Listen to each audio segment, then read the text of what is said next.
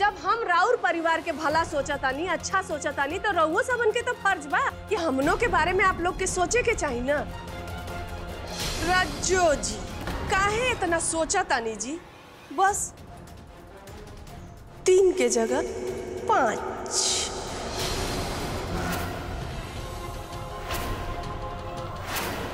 अरे समधन जी, रवा की अचानक का हो गई बा? कहाँ से लाई भाभी के 5 लाख रुपया? ऐसा मत करी समधन जी, ये चैताली बिटिया की जिंदगी के सवाल बा।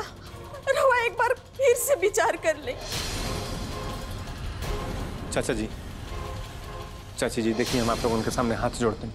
अगर हमारा और हमारा परिवार वाले लोगों से कोनो गलती हो गई बेटे तो हमने के माफ कर दी।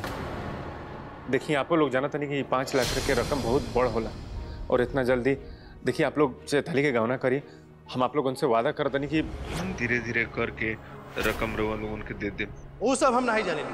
जब तक थाली में 5 लाख रुपया न आई तब तक चैताली का न गौना हो न आरती हो। समझे जी, आखिर 5 लाख रुपया हमने के कहां से लिया? हे भगवान, हमारी बेटी घरे में बैठल रह जाई। बस माई बस, बहुत हो गई। कोनो जरूरत नहीं कि हमार गौना करावे के। हम अपन और बेइज्जती ना होके दे।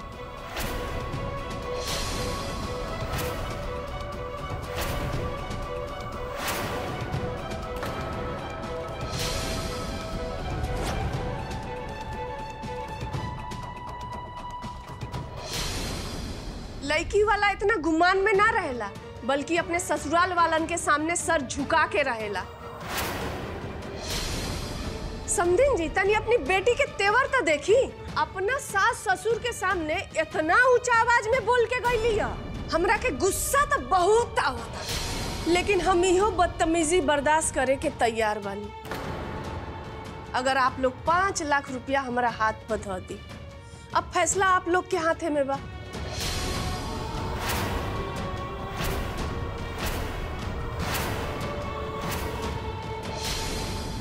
एक काम करा, चला लो। प्रणाम।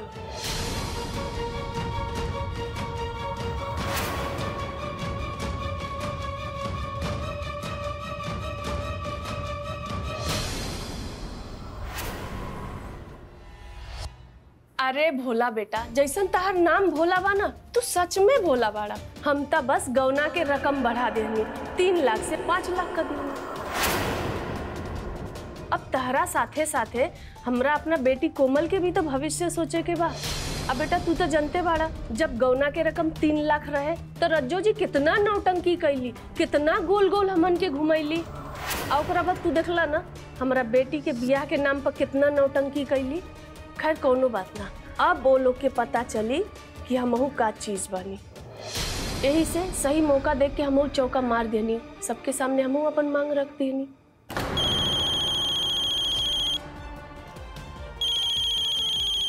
मिथिलेश भैया के फोन बा। 1 मिनट, हम बात करब। हेलो। हाँ भोला जी। मिथिलेश बाबू,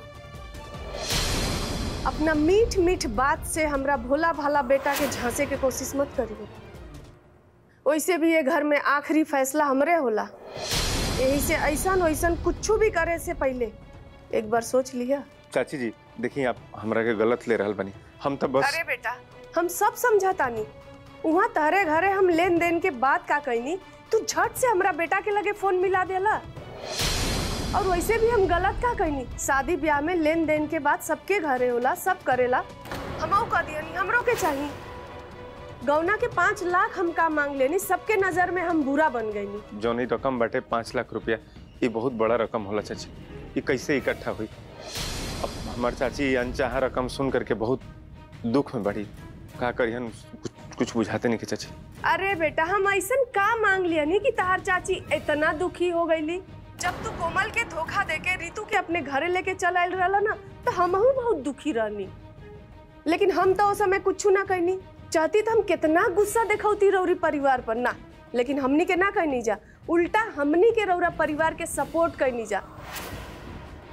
तहार बियाह रितु से होए खातिर शर्त रखनी। यही से अपना चाची के बोल दिया कि दुखी होए से कुछ ना हुई। जास अपने बेटी के गौना के तैयारी करस।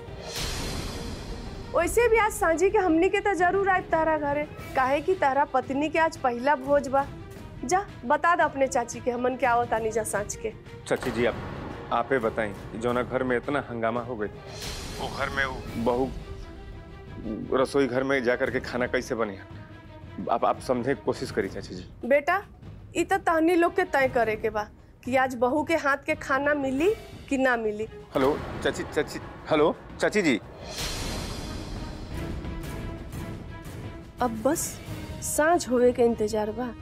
सांझ के होई जब फिर से कोई बड़ा नौटंकी जरूर खड़ा होई, तब्बे तो मजा आई रज्जो जी के चेहरा देखत बनी। अब भोला जी से बात भइल का? उनकर बतवनी क्यों उनकर माई 5 लाख रुपया गौना की खातिर मंगले बानी। का भइल? कुछ बोलत काहे नहीं खे? भोला जी से बात भइल कि ना? बात भइल, लेकिन भोला जी से ना, भोला जी के माई से। कैसे कि वही फोन उठौले रही। वो का कहली? कहियन का फिर से वही पुरान बात कि 5 लाख रुपया देवा जा तबे चैताली के गौना हुई। का करी बुझाते नहीं कुछ।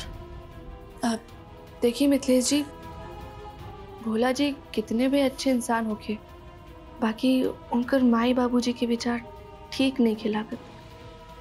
वो लोग इतना आसानी से माने वाला नहीं की। ऐसे वो लोग से झूठी उम्मीद ना रखी। कुछ भी करके अब चैताली की गवना खातिर हमने के 5 लाख रुपया के इंतजाम करे के पड़ी। एकरे अलावा कोनो रास्ता नहीं के।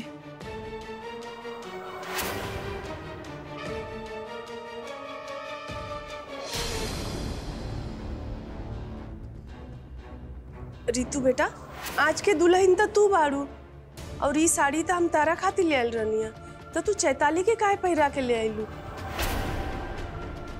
चाची जी, जैसे रहुआ हमार आरती उतरले बानी, वैसे ही चैताली के भी आरती उतार दी।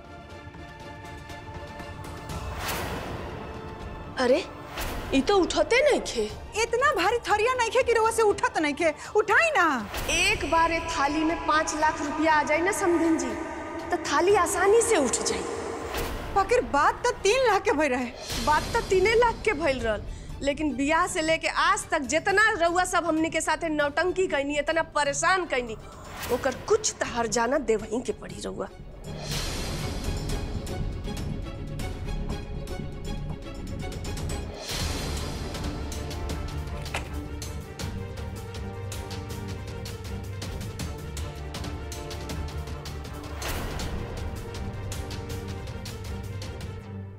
चैताली कहाँ गई?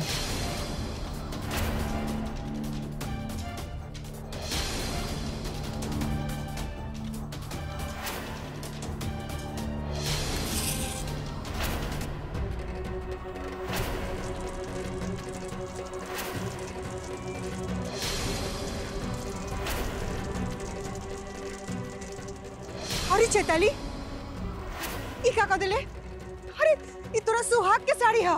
हम उहे करत हनी माई जे हमरा के करे के चाही। और वैसे भी ये साड़ी तो भोला जी की माई ऋतु भाभी खातिर लैले रहनी ना, न कि हमार खातिर। हम यह साड़ी पहन के सबके सामने सज धज के बैठले रहनी, पर भोला जी की माई हमार आरती भी ना कर ली और तो और सबके सामने हमरा के बेइज्जत कर ली। तो अब का जरूरत रह गई भाई इस साड़ी के? यही से हम जला के खाक कर देता। हे देवी माई, अरे ये सब का हो गई? जाते नहीं। चिंता मत करा माई, अब हमरा के उ घर में जावे के मन नहीं खे। भोला जी के माई तो हमार काम आसान कर देली। अब हम कोनो भी बात के बतंगड़ बना के उ घर में जाए से मना कर दे। ना होई गौना, ना हम जाई ससुराल। बस माई, बहुत हो गई, अब हम घर में ना जाए। अरे बेटी, तोरा गौना खाती तोर माई का ना कैलास। यहाँ तक कि ऋतुआ मिथिलेश के बियाह तक करा दे। आ ते कहत रे कि जिंदगी भर नैहरे में बैठल रहबे।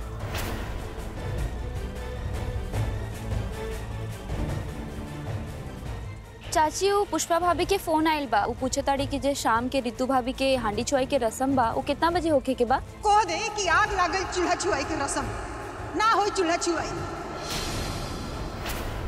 भाड़ में जाए, चूल्हा छुआई के रस्म और भाड़ में जाए तो ऋतु जाए। जायदा प्रीति, जे कुछ भी भइल ओकरा कारण माई बहुत परेशान बाड़ी। तू पुष्पा भाभी के बोल द के शाम के 7 बजे रस्म हुई, और ये भी बोल दिया कि वो और लोगन के साथ लेकर आ जाइए। ठीक बात दीदी, बोल दे। और मैं इतना कुली ड्रामा हो गई। अब तोरा ऋतुआ के फिक्र बा, चूल्हा छुआई रस्म के फिक्र बा। ई सब में ऋतु भाभी के कौने दोष बा माई? वो बेचारी तो हमार खातिर मिथिलेश भैया से ब्याह कर लेली। भोला बाबू के माई जे साड़ी लाई वो हमरा के पहना देली, तो हमरा फर्ज बनेला कि ननद होवे के नाते हम उनकर खुशी के ध्यान रखी। तो यही से हांडी छुड़ाई के रस्म आज शाम के जरूर होई।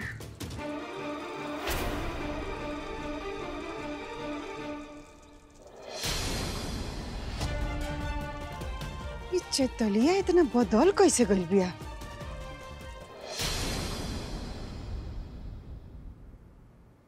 भाभी सामान हम रौरे कमरे में रखा था नहीं।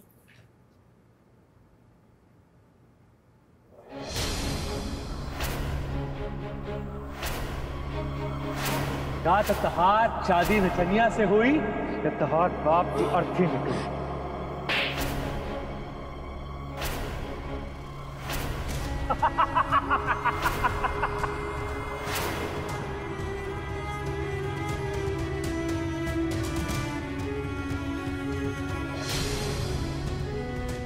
भाभी की मांग में सेनूर काहे नइखे?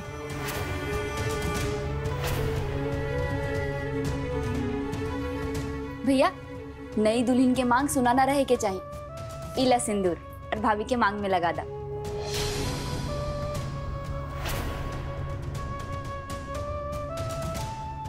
का सोचा था भैया? लगा दा ना सिंदूर, सुना मांग ठीक नहीं के लागत।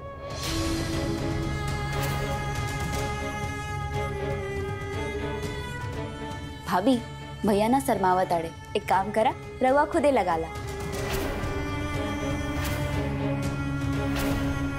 भाभी अब भैया जैसा और भी कौन सोच में पड़ गई नी, लगाई ना सिंदूर, सुना मांग ठीक नहीं खेलागत, लगाई।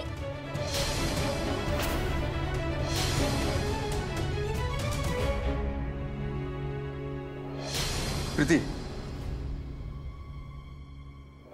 छोड़ दे लेकर, यह सिंदूर के वजह से ऋतु जी के बहुत गहरा सदमा लगा रहे। रह दले, जबरदस्ती मत कर ले।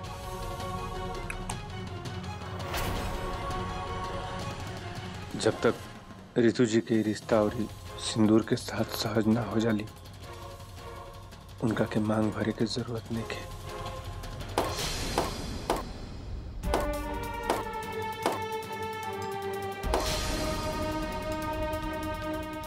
अरे ये तो उठते नहीं थे। एक बार एक थाली में 5 लाख रुपया आ जाए ना समधिन जी, तो थाली आसानी से उठ जाए। वो बेचारी तो हमार खातिर मिथिलेश भैया से ब्याह कर लेली, तो हमरा फर्ज बनेला कि ननद होवे के नाते हम उनकर खुशी के ध्यान रखी।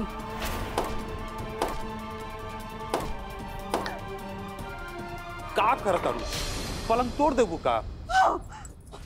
पलगे का हम सब तोड़ दे बाज।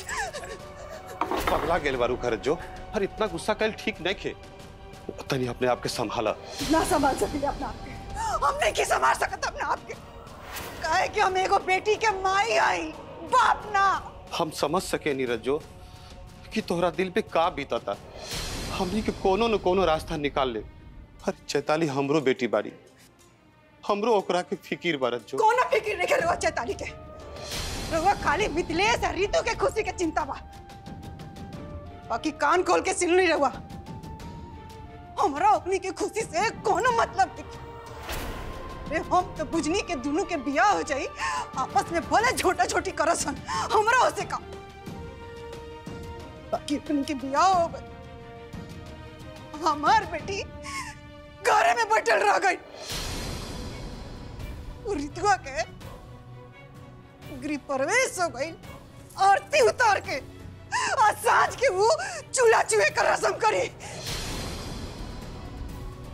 हम ना देख पाई, वो हमरा से ना देखल जाई सब।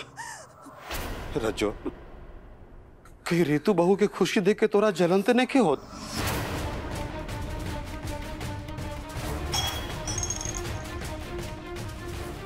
होता, बहुत जलन होता हमरा।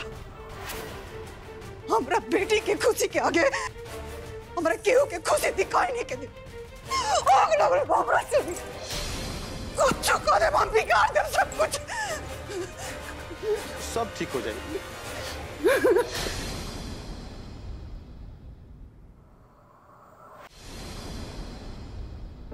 माई अच्छा भाई रहुआ आ गई, हमरा के रहुआ से कुछ बात करे के हा। माई इतना कुछ घर में के होवे के बाद ये हांडी झुलाई रस्म करे के का जरूरत है?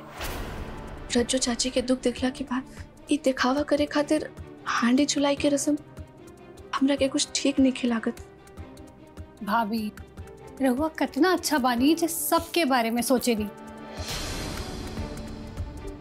बाकी हांडी छुलाई के रस्म तो रोज रोज थोड़ी ना होवेला। रहुआ ही घर के नया बहू बानी, बाकी हमार बारे में इतना ना सोची। हमार गौना तो आज न तो काल हो ही जाई। माई तनी जरूर परेशान बा, पर हम उनका के मना ले। पर आज हर हाल में हांडी छुलाई के रस्म तो होवे के चाहिए।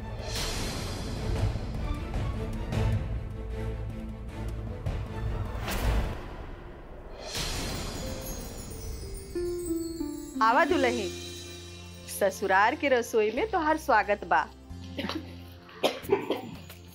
अरे लगातार ससुराल के रसोई के मसाला दुल्हन के नाक में दम कर देलस। का दुल्हन? अच्छा बतावा, सांझी के का बनेगू? अरे भाई का बात कर रहा? दुल्हन से पूछा तानी कि सांझी के का बनेगू, काहे कि सांझी के मोहल्ला के कुछ मेहरारू लोग आवतानी, तो कुछ इंतजाम करे के पड़ी ना। बतावा दुल्हन, का बनावे आवला? माई रितु जी ना बहुत अच्छा खीर बनावेली। माई वो ऐसा खीर बनिहन कि जे आस पड़ोस के लोग आई तू देखिए ले वो अपन उंगली चाटत रहे है ना रितु जी? अरे वाह, तब तो बहुत बढ़िया बा। अच्छा बतावा, खीर के खातिर काका सामान चाहिए, हम मंगवा दे। और घबरावा मत, हम मदद तो कर दे। ना माई एकर जरूरत ना पड़ी। और उसी पड़ोस के लोग हैं उन लोगन के जाके देखिए रखे ले, हम रितु जी के संग रही जी। तू एकर बिल्कुल चिंता मत कर ले, ठीक ना? और वैसा मैं जब रितु जी के यहाँ पर रसोई घर में जब केहू आसपास में रहेला ना, तो उनकरा के घबराहट नहीं होला, वो घबरा जली मैं, है ना? और घबरा के पता चल भाई खीर में चीनी के जगह पर नमक डाल दे। अच्छा हाँ, बाकी ये सब तोहरा कैसे पता चला? हमरा के मैं हम तू के बात होत रहे ना, मैं रसोई के खाना बनावे के बात होत रहे तो बतवले रही हमरा के। तो ठीक बा, तू रितु के मदद करा, हम बाहरे लोगन के संभाले तनी, और यहाँ केहू के आवे भी ना दी, ठीक बा? ठीक बा।